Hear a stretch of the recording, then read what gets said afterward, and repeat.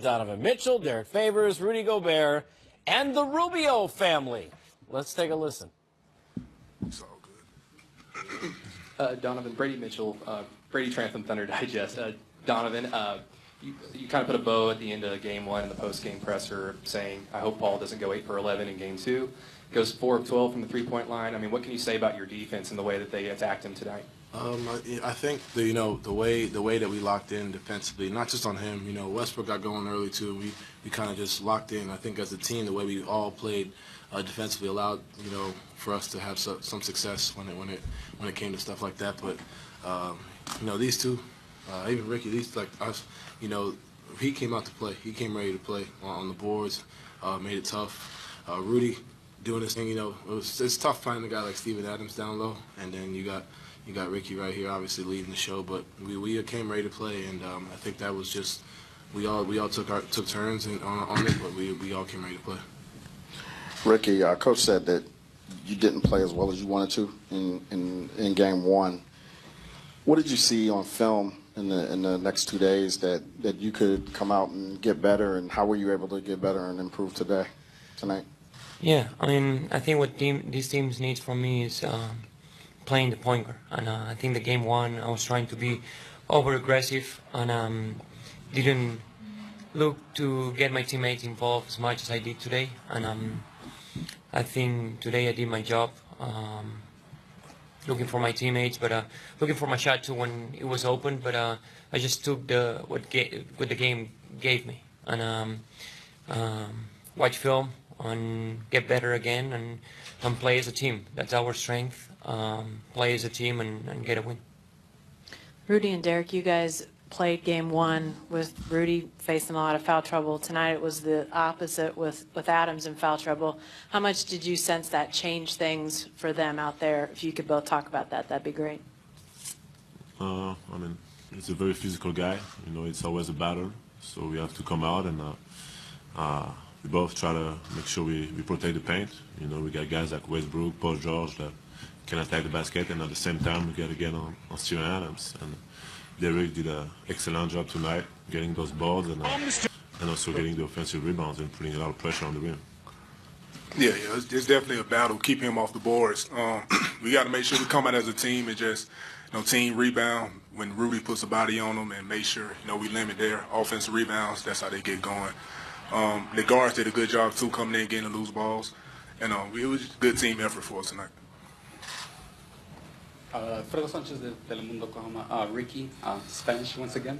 Uno, felicidades por la victoria. Segundo, ¿cómo te sentiste de haber anotado 22 puntos, anotando 5 anotaciones de 8 detrás del arco de 3? ¿Cómo te sentiste esta noche? Sí, después del primer partido no estaba muy contento con mi actuación.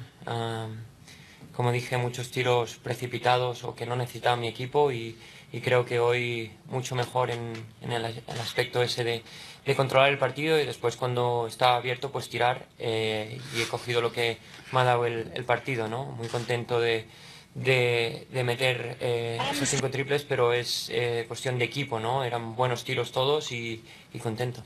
Sí, señor. I understood part of that. That's why I'm sorry. Donovan, if you can, man, how much was the foot bothering you at all, or anything? Just talk about your ability to close out that fourth quarter, man. What was you thinking, and what gave you the confidence to really, take over in that fourth? Well, no, it didn't really hurt too much, throughout the game. You say yes after dropping 28. I was like. Yeah, and it didn't really hurt too much, but there was just a point, where I stopped being aggressive. The big thing like with Rudy, he let me know. I went 0 for 7 from 3. I'm letting guys off the hook. I got to keep applying pressure, getting to the rim, and even if I miss, as you saw on the boards, they were right there crashing and getting rebounds. But just being aggressive, getting to the rim, getting to the free throw line. I didn't have a free throw until the second half, so just continue to be aggressive was just my mindset.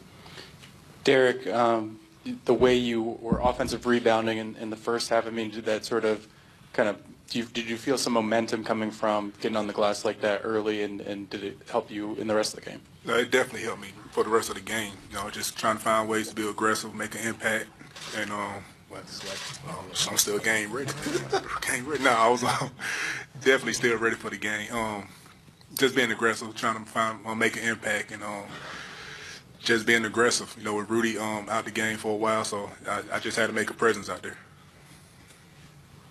My main question is for Rudy and Derek, but Ricky, you going to introduce us to your little guy there? Yeah, that's my nephew. Say hi. Harder. Let's for. Rudy and Derek, we talked after game one. You guys combined for 21 points, 12 rebounds tonight, 33 points, and 31 rebounds. Can both of you talk about what took place tonight and why things were so much better? Every game is different. You know, the first game, the ball was going inside the net a lot, you know, especially with Paul George. Tonight, the guys did a way better job, and they missed a few more shots, and we had to do our job, you know, and get the balls. And Derek did an excellent job. That's all we do. Yeah, what he said. Definitely was more rebounds to get tonight. The guards, Donovan, Ricky, Jay, all them guys, they did a great job of contesting and making it tough for them to make shots. And you know, me and Rudy was there to get the rebounds. So you know, we played a lot better than we did in game one, and it showed tonight. For all of you guys, Nikki K, KFOR. Quinn Snyder opened up saying the strength of our team is our team, and here you guys are, all four sitting after this win, first playoff win of the season. What went into tonight? Derek Favors. It was a must-win game for us before we head back to our place. So we just came out. It was aggressive. No, I was rushing to come out, man. I was trying to, you know, get myself together on. Yeah, I got time. Yeah, answer the question. I got a question. Yeah, you know, the biggest thing with us, you know, it's there are a lot of teams, you know, who aren't as close as we are. You know, when you, like I said all year, you know, when you hang around guys, you know, you go to movies, you hang out at each other's houses. Like we watched the championship game for the college basketball, national championship game together. Like that just says who we are collectively. You know, in practice, we're connected. You know, we're all giving advice to each other on what we see on the floor. And, you know, tonight's just one of those nights where you saw how connected we were, you know. And we know they went on a 19-0 run, was it, something like that? And I think the way we bounced back and responded as a unit, you know, and the guys on the bench, you know, the guys who you don't see, like Epe, you know, AB, Raul, even David Stockton, you know, everybody's engaged and kind of giving you information, saying, all right, this is what I see, this is what you should do here, and that's just the connectivity that Coach is talking about. Can one of you guys answer, you know, just kind of what Joe has been to you guys? I mean, tonight he had 3 points, but he was plus 20, you know, so I mean, he's a real glue guy for you guys. I mean, can one of you guys just answer what that's meant to you? Go ahead. You know, Joe's been that guy for all of us who's just does dirty work, similar to Fave. You know, he's locked in. You know, he gives us all input on what he sees throughout the game, and you know, there are games where he takes over. You know, tonight he was really locked in on the defensive end. You know, after, you know, Paul George had a great game one, and the way he responded defensively in this game, you know, was very impressive. But he's been that way all year. He doesn't back down from a challenge, and he's the funny guy. So you know, he's always getting guys, keeping guys engaged, keeping the energy and the spirit up. You know, and you know, it's easy to kind of look at one and be like, man, you know, all three of the big three kind of just went and did their thing. So. He came in and made a lot of it and said, look, we got another game to play, you know, and I think that's just a testament to his leadership and his character.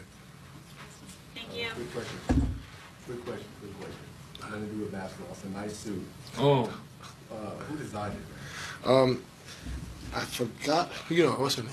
What's purple inside? Yeah, it's a little purple on the inside. Just a little something. LV. It's LV, so you guys can see right here. It's custom made. Just business attire. You know, that's all it is. Business attire. Thank you. Thank you. Wow, man. Don't they? All right, suit game is strong to mostly strong. Derek Favors probably not prepared to be at the presser.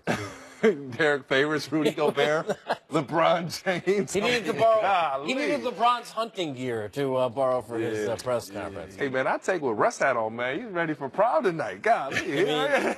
Or to be a maitre d' at a restaurant, one or the other. Wait, don't you gotta like act as if? Don't you gotta prepare TA to like if I get out there in a playoff game, I gotta be ready? I mean, come on. Yeah, they always say you look good, you play good.